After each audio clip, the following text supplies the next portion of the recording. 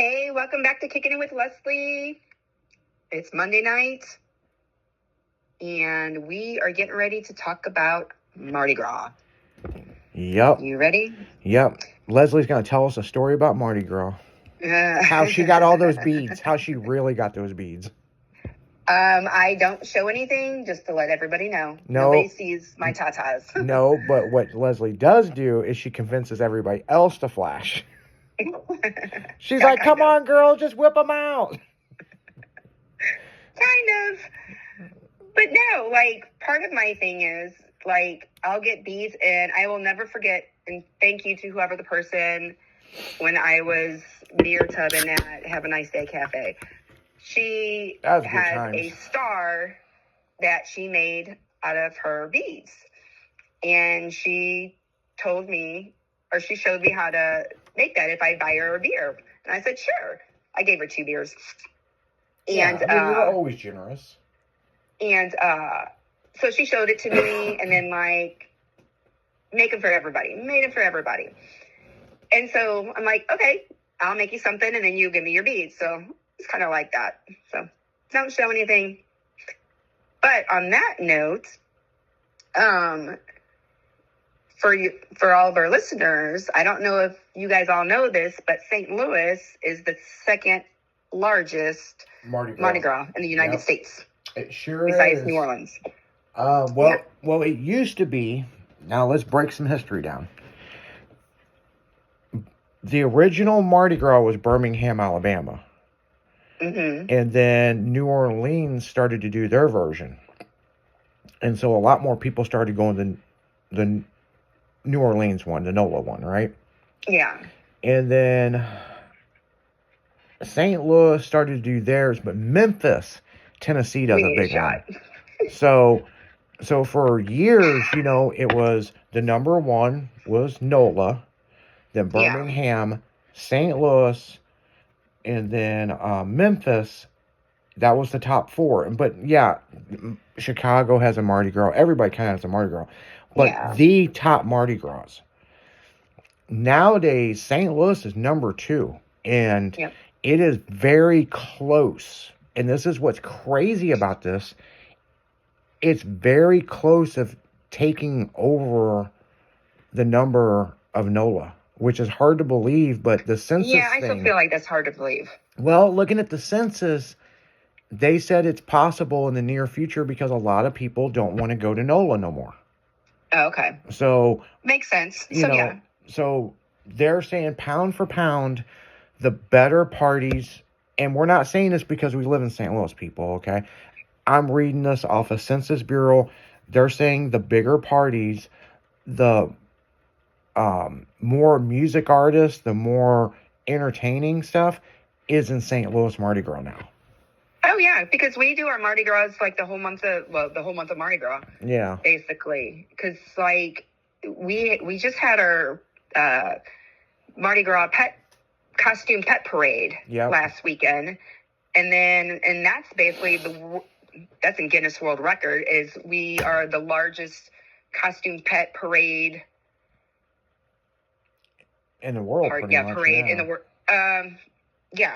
Because it's in the Guinness Book of World Records. So so St. Louis does that. And then they have their cook-off afterwards. That each bar down in Soulard. Oh, Taste of Soulard. Then they have their Taste of Soulard after the pet parade. But I didn't get to go down there this year. Have you ever been in that pet parade since you have dogs? I've been offered to go do that pet parade, and I really need to do it with the twins. But Chompers, the pug I had before the twin girls, we'd actually went and did that one year. And it's a big deal. It's a very big deal, but it's so crazy. It's just like talking about the ice skating stuff. I've been in St. Louis. I grew up on the east side, okay? But I've always been in St. Louis, you know what I'm saying? Yeah. I mean, literally, I grew up on the river, you know what I'm saying, over on the east side. So what's crazy is now that I'm official a show me state person, according to the government. So, show me. yeah. I mean, hell, a lot of people have heard me talk about this. During the pandemic, I moved over here, right? I got fined from Illinois $2,870 something dollars that they fined me for leaving the state during a pandemic. That's crazy. It's like California and Illinois did it. Well, what's interesting is I used to live in California. So, I mean, but I was an Illinois resident and I didn't move over. Here's the thing that pisses me off, people. I didn't move to Missouri because of the pandemic. It was planned to move anyway. Yeah. And then a couple years later, I look at my bank statement and I'm like, where the hell? There's like almost $3,000 missing. And, called the bank, and the bank had to have the legal department get a hold of me. And then the legal department said, well, you were sued and a judgment was put against you. I was never served paperwork for leaving the state. Yeah, that's just crazy to me. And it's like, I remember showing Michelle. Michelle wasn't living with me at the time. It was before she moved in with me. And I was showing her, and she's like, what the fuck? Now, you got to remember, Michelle's going to leave that state, too, and move in with me. So that's one of the big reasons why she didn't sell her house to her son. She kept it in her name. Because she was scared she was going to get fucking fined for leaving the state, But, yeah, there's a class action lawsuit on it. I don't think it's going to go anywhere. It's just the state over there is crooked. And California did the same thing. People got fined for abandoning the state during a pandemic, I think it's crazy because I live so close. But the reason why we moved our whole operation and everything to Missouri. To be honest, we did it to get better workers. Yeah. And we brought some of the workers with us. So, and then a couple years later, I get fined for this shit, and I never got notified or an email or a letter or anything. It's just like, oh, we took you to court and we never served you, but we took the money. And crazy. And how they got a hold of my bank information is beyond me. But it come out of my savings, not my checking. So it's crazy. It's like, that's crazy. But yeah, I had the paperwork, man. When it happened, I was bitching about it. I was all over social media throwing a fit. I still have the paperwork in my desk. I mean, it's crazy. And that's what the bank sent me in the judgment, is because I abandoned the state during a pandemic. And I was like, well, man, you got almost $3,000 from me. I'll never move back to that state now.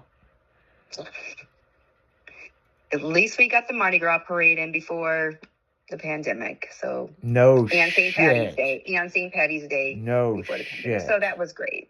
Yeah, you're right. That all happened before everything shut down. And everybody went crazy. So speaking of parade, have you ever been in the Mardi Gras parade in St. Louis? Yes. Yeah, I have.